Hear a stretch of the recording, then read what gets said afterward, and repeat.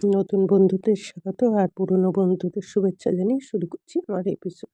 একটু গরম জল নিয়ে নিয়েছি, গরম জলের মধ্যে নুন দিয়ে দিয়েছি। এবার কতগুলো আমি কুমড়ো পাতা তুলে নিয়েছি। এটা করছি ডিমের পাতুরি। এবার এই নুন জলটা গুলে তার মধ্যে ওই পা কুমড়ো পাতাগুলো ভালো করে দেখুন এইভাবে ধুয়ে ইনফেকশনটা সরিয়ে দিচ্ছি। আর এরমভাবে মেলে দেবেন সব কটা কুমড়ো পাতা। তাহলে দেখবেন এইটা আ খুব সুন্দর হবে। আমি কতগুলো ডিম সিদ্ধ করে রেখেছি, সেগুলো হাফ করে নিয়েছি। আর এর মধ্যে কি করেছি আমি উম বা ইয়েতে এই যে মাথাটা কেটে দিচ্ছি, এটা হচ্ছে ভাঁজ করতে সুবিধা হবে।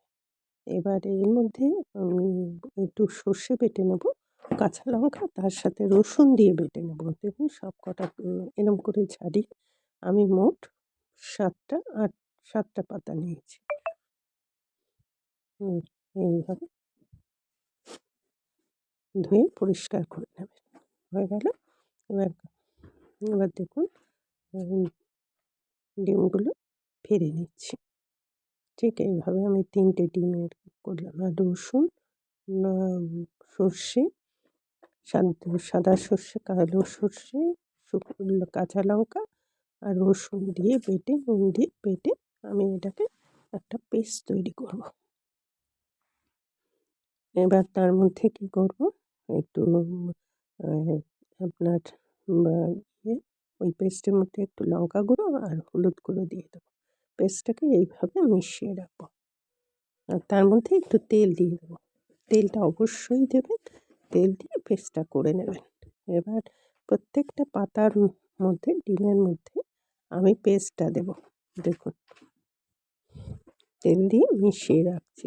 বাই দ্য ওয়ে আমি নূপুর, আপনারা দেখছেন smile with Nupur and Tania. Please একটু সাবস্ক্রাইব করে দেবেন, বেল আইকনটা টিপতে ভুলবেন না, লাইক শেয়ারটা করে দেবেন। এরকম নিত্য নতুন ভিডিও পেতে আমার চ্যানেলটা সাবস্ক্রাইব করে রাখুন।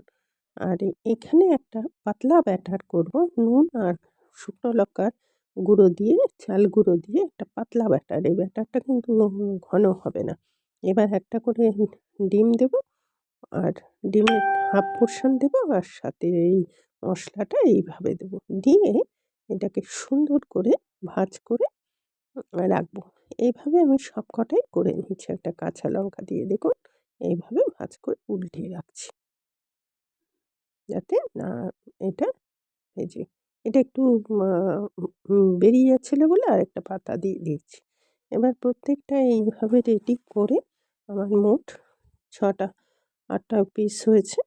আমি সেটাকে করে নিয়েছি। এবার এই যে পাতলা ব্যাটারটা করেছি, এই ব্যাটারে একটা করে দুধ চুবিয়ে পাতলা ব্যাটারটা করবেন। এবার আমি ভেজে নেব। দেখুন এটা গরম ভাতের সাথে খাবেন, ভীষণ ভালো লাগবে। আর এরকম নিত্য নতুন রেসিপি পেতে এই চ্যানেলটাকে একটু সাবস্ক্রাইব করে দিয়ে পাশে থাকবেন। দেখুন এটাকে এরকম ব্যাটাতে এইটা একটা অভিনব রেসিপি। এর আগে খেয়েছেন কিনা জানি না। তবে এটা একটা অত্যন্ত অভিনব এবং ১ম পাতে গরম ভাতে খেতে এটা ভীষণ ভালো লাগবে। এবার ১ম ব্যাচটা দিয়ে দিলাম, সেকেন্ড ব্যাচটা আমি দেব। দেখুন এটা উল্টে পাল্টে ভেজে নেবেন।